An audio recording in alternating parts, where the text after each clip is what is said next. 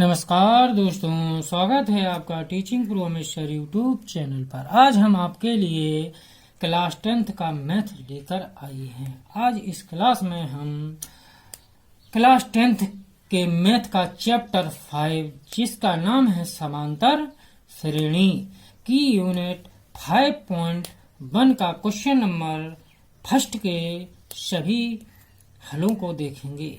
आइए 5.1 के question number first में दिया हुआ है कि प्रत्येक किलोमीटर के बाद का टैक्सी का किराया, जबकि प्रथम किलोमीटर के लिए किराया 15 रुपये है और प्रत्येक अतिरिक्त किलोमीटर के लिए किराया 8 रुपये है। तो आइए इसका हल देखते हैं। यहाँ पर प्रथम किलोमीटर के लिए किराया दिया हुआ है, तो प्रथम किलोमीटर के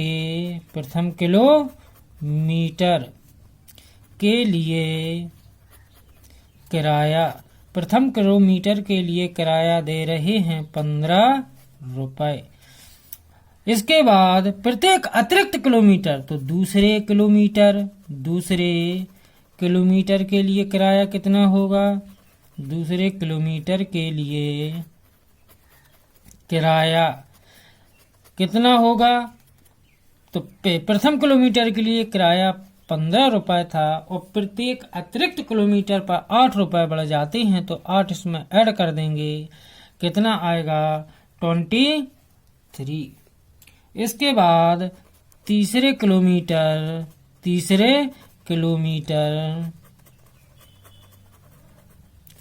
के लिए किराया कितना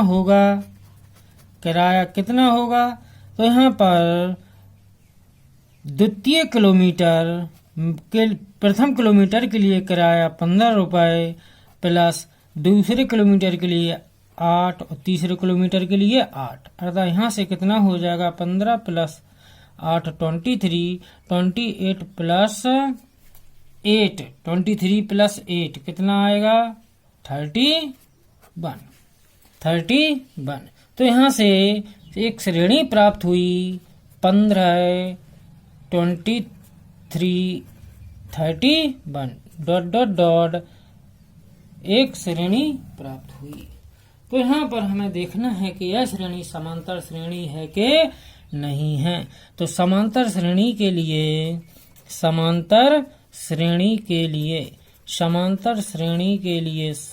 लिए शर्त होती है कि A2 माइनस A1 इक्वल होना चाहिए A3 माइनस A2 के।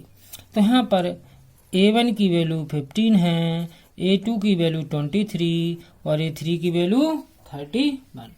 इन मानों को यहाँ पर रख देंगे।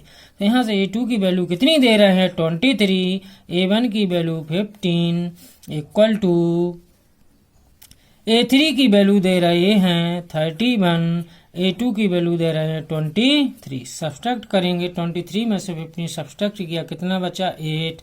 31 में से 23 सब्सट्रैक्ट किया, कितना बचा? 8। अर्थात यहाँ पर दोनों पद कैसे हैं? समान हैं। तो अतः हम कह सकते हैं कि अतः श्रेणी समांतर श्रेणी होगी। क्यों होगी? क्योंकि इसके दोनों पद समान हैं। आइए इसी प्रकार क्वेश्चन नंबर 2 का हल देखते हैं। क्वेश्चन नंबर 2 में दिया हुआ है, यदि किसी बेलन में उपस्थित हवा की मात्रा, जबकि वायु निकालने वाला पंप प्रत्येक बार बेलन की शेष हवा का 1/4 भाग बाहर निकाल देता है। तो आइए इस क्वेश्चन का हल देखते हैं। इस क्वेश्चन में दिया है कि बेलन में हवा की उपस्थिति, तो हमने माना बेलन में उपस्थित हवा की मात्रा,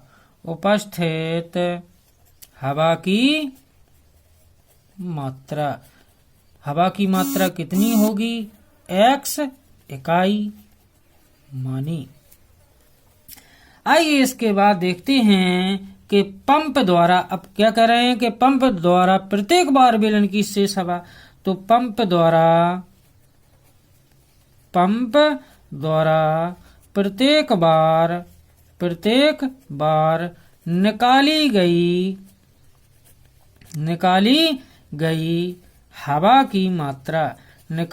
हवा की मात्रा, तो पंप द्वारा कितनी हवा निकाली जा रही है प्रत्येक बार, कुल मात्रा का, यानी 1/4 भाग। तो यहाँ से पंप द्वारा प्रत्येक बार निकाली गई हवा कितनी हो जाएगी, 1/4x। इसके बाद देखते हैं कि प्रथम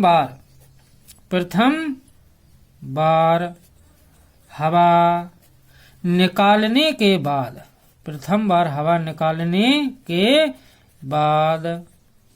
बेलन में हवा, जब प्रथम बार बेलन से हवा निकालेंगे तो कितनी हवा बचेगी यहाँ पर, तो कुल हवा कितनी थी x, और पंप द्वारा निकाली गई हवा कितनी है 1/4x। इसको सब्सट्रैक्ट कर देंगे, कितना आएगा, यहाँ से 4 का x में मल्टीप्लाई करेंगे, 4x में से 1x सब्सट्रैक्ट करेंगे, कितना आएगा 3x/4। आइए इसी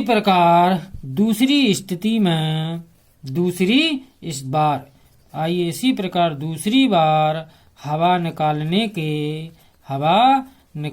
के बाद बेलन में हवा, अब दूसरी स्थिति में अर्थात दूसरी बार जब हवा निकालेंगे तो बेलन में कितनी हवा बचेगी, तो अभी हवा बची थी 3x/4। अब प्रत्येक स्थिति में 1/4x हो रही, तो यहाँ से 1/4 कितने की, प्रथम बार निकाली गई हवा की 3x/4। तो यहाँ से 3x/4 माइनस का 3 का 1 मल्टीप्लाई करेंगे, 3x, 4 चौको 16। तो आइए यहाँ से देखते हैं, इसका एलसीएम लेंगे, कितना आएगा, एलसीएम 16 आएगा, 4 का भाग देंगे, 4 चौको 16, 4 बचा 4 तिया 12x, और 16 एकम 16 अर्थात 3 एकम 3x। तो यहाँ से कितना बचा, 12 में से 3 गया, 9x बचा अपॉन 16।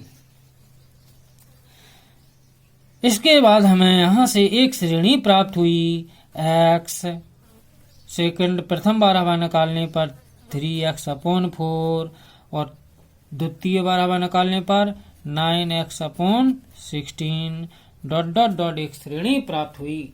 हमें देखना है कि यह श्रेणी समांतर श्रेणी है कि नहीं है। तो समांतर श्रेणी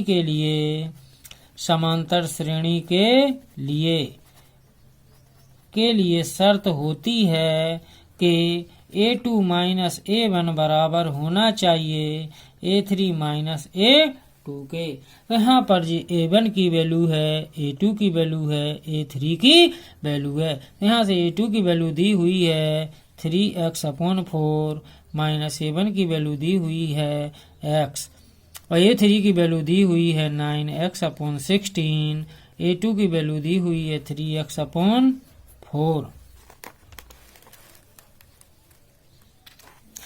तो यहाँ से इसको सॉल्व करेंगे, 3x माइनस का 4x में मल्टीप्लाई करेंगे 4x/4। इसी प्रकार इसका एलसीएम लेंगे, कितना आएगा 16 बन जा 16, 1 बचा 9x एकम 9x। इसी प्रकार 4 का डिवाइड 16 में देंगे, 4 बचेगा, 4 तिया 12x। यहाँ से दोनों को सब्सट्रैक्ट करेंगे, 3 में से 4 गया माइनस का x/4 बचा, और 12 में से 9 गया, कितना बचा माइनस का 3x/16 बचा। यहाँ से दोनों टर्म बराबर नहीं हैं, अतः हम कह सकते हैं कि श्रेणी समांतर श्रेणी नहीं है। आइए इसी प्रकार क्वेश्चन नंबर 3 का हल देखते हैं। क्वेश्चन नंबर 3 में दिया हुआ है कि प्रत्येक मीटर की खुदाई के बाद एक कुआं खोदने में आई लागत, जबकि प्रथम मीटर खुदाई की लागत 150 रुपीज और बाद में प्रत्येक मीटर खुदाई की कीमत 50 रुपए बढ़ती जाती है। तो आइए इस क्वेश्चन का हल देखते हैं। प्रथम मीटर, तो यहाँ से देखते हैं कि प्रथम मीटर कुआं खोदने, प्रथम मीटर कुआं खोदने की लागत, प्रथम मीटर कुआं खोदने की लागत दी हुई है, कितनी है 150 रुपी।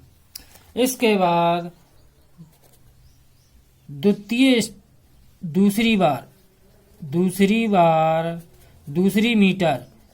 मीटर कुआं खोदने की लागत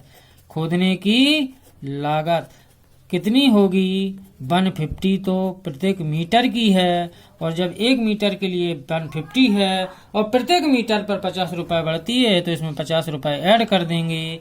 कितना आएगा, दोनों को ऐड कर देंगे 200। इसके बाद तीसरे मीटर कुआं खोदने की लागत कितनी होगी, प्रथम स्थिति में 150, द्वितीय स्थिति में 150 और थर्ड स्थिति में 150। तो यहाँ से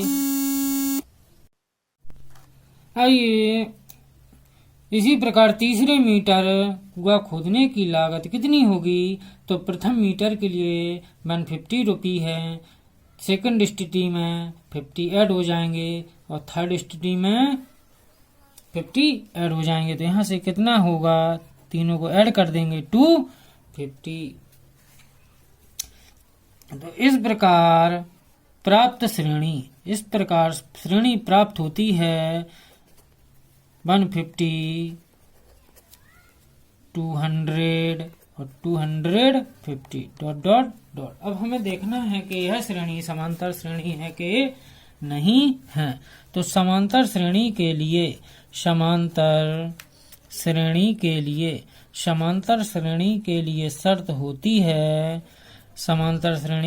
शर्त होती है कि A2 माइनस A1 इक्वल होना चाहिए A3 माइनस A2 के। तो यहाँ से देखते हैं कि A2 की वैल्यू दी हुई है, A1 की वैल्यू 150, A2 की वैल्यू 200 और A3 की वैल्यू 250। तो यहाँ से A2 की वैल्यू रखते हैं, कितनी है 200, A1 की वैल्यू कितनी है 150, A3 की वैल्यू कितनी है 250 और A2 की वैल्यू दी है 200। सब्सट्रैक्ट करेंगे, 200 में से 150 सब्सट्रैक्ट किया, कितना बचा 50 और 250 में से 200 सब्सट्रैक्ट किया, कितना बचा 50। अतः यहाँ पर श्रेणी के दोनों टर्म इक्वल हैं। अतः हम कह सकते हैं कि अतः श्रेणी समांतर श्रेणी होगी,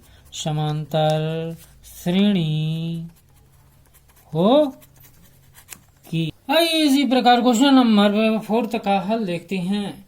क्वेश्चन नंबर 4 में दिया है कि खाते में प्रत्येक वर्ष का मिश्र धन जबकि 10,000 की राशि 8% वार्षिक की दर से हो तो चक्रवृद्धि ब्याज पर जमा की जाती है, वार्षिक दर से चक्रवृद्धि ब्याज पर जमा की जाती है।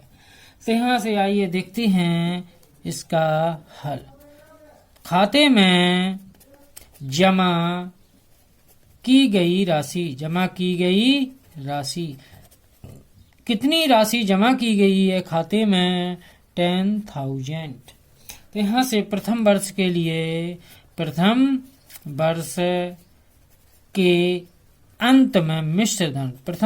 अंत में मिश्र धन कितना होगा, T1 इक्वल टू राशि कितनी दी हुई है 10,000, 1 प्लस रेट दर कितना है 8/100 प्रथम वर्ष के लिए, तो समय 1। आइए इसके बाद देखते हैं दूसरे वर्ष के अंत में मिश्र धन। तो दूसरे वर्ष के अंत में मिश्र धन कितना होगा, T2 इक्वल टू राशि कितनी है 10,000, 1 प्लस रेट कितना है 8/100, सेकंड समय कितना है दूसरे वर्ष के लिए 2। इसी प्रकार तीसरे वर्ष के लिए, तीसरे वर्ष के अंत में मिश्र धन कितना होगा, तीसरे वर्ष के अंत में मिश्र धन होगा T3 इक्वल टू, राशि कितनी है 10,000 प्लस 1 प्लस रेट कितना है 8/100, समय थर्ड है, तीसरे वर्ष के लिए समय थर्ड। तो यहाँ से एक श्रेणी प्राप्त हुई। श्रेणी में का फर्स्ट टर्म है यानी प्राप्त श्रेणी प्राप्त हुई है। इसका फर्स्ट टर्म है 10,000, 1 प्लस 8/100 पावर 1 और 10,000 1 प्लस 8/100 पावर 2 और 10,000 1 प्लस 8/100 पावर 3 ... अब इसको देखना है कि यह श्रेणी समांतर श्रेणी है कि नहीं है। तो आइए यहाँ से देखते हैं कि इस श्रेणी में सार्वंतर समान नहीं है, इस श्रेणी में सार्वंतर समान नहीं है। अतः कह सकते हैं कि A2 माइनस A1 इक्वल नहीं है A3 माइनस A2 के। तो यहाँ से A2 की वैल्यू रखेंगे, A2 की वैल्यू दी हुई है 10,000 और 1 प्लस 8/100 पावर 2। A1 की वैल्यू दी हुई है 10,000 1 प्लस 8/100 पावर 1 इक्वल A3 की वैल्यू दी हुई है 10,000 1 प्लस 8/100 पावर 3 माइनस A2 की वैल्यू दी हुई है 10,000 और 1 प्लस 8/100 पावर 2। यहाँ से दोनों टर्म इक्वल नहीं है। दोनों टर्म कैसे नहीं है, इक्वल नहीं है। तो अतः श्रेणी समांतर श्रेणी नहीं होगी। यदि वीडियो अच्छा लगा हो तो लाइक और सब्सक्राइब करना ना भूलें। धन्यवाद।